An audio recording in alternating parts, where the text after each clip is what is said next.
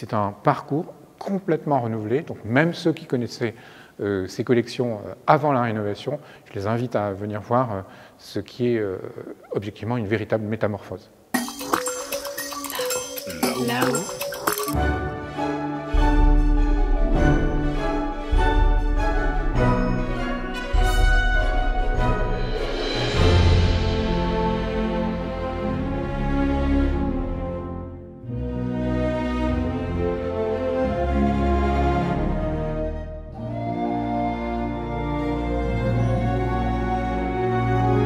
Le réaménagement des salles du Moyen-Âge et de la Renaissance sont vraiment une expérience nouvelle à vivre au Palais des Beaux-Arts, avec beaucoup de nouveautés, des acquisitions, des sorties de réserve, de la médiation numérique, des œuvres contemporaines aussi qui viennent dialoguer avec les collections anciennes.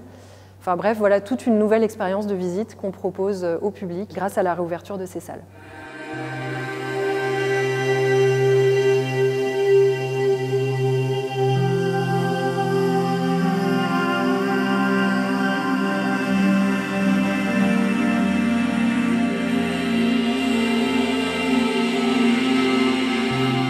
L'art au Moyen-Âge, c'est pas seulement de l'art, c'est un art qui a une fonction précise, soit de, on peut dire de propagande, pour diffuser voilà, la parole du Christ, donc un message religieux, et des objets qui ont des fonctions précises pour pouvoir, je dirais, impressionner les fidèles.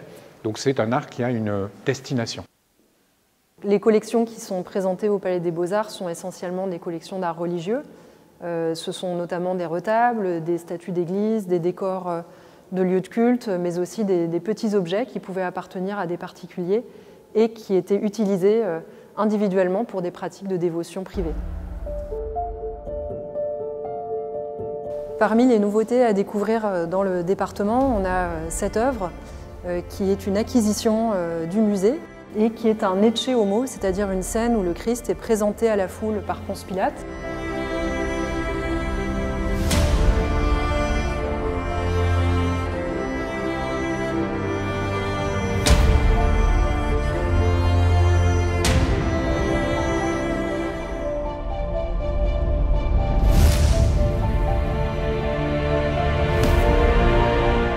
C'est une œuvre contemporaine d'un sculpteur et artiste britannique qui s'appelle John Isaacs, qui en fait représente une Pietà.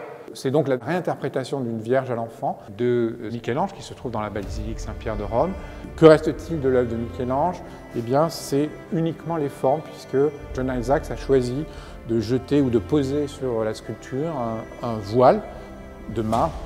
C'est un des exemples qui jalonne tout le parcours d'un dialogue entre le moderne, le contemporain et les collections anciennes médiévales.